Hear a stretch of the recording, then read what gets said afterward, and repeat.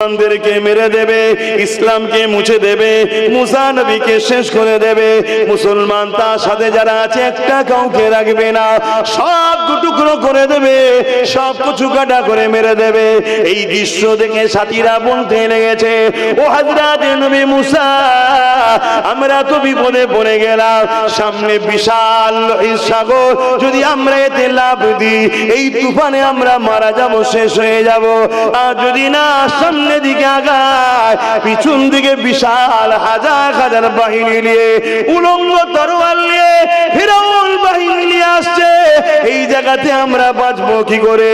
মুসা নবী বলেছিলেন, চিন্তা করো না, কখনোই আমরা শেষ হব না, কারণ আমাদের হিফাজতের দায়িত্ব স্বয়ং আল্লাহ পাক নিয়েছে।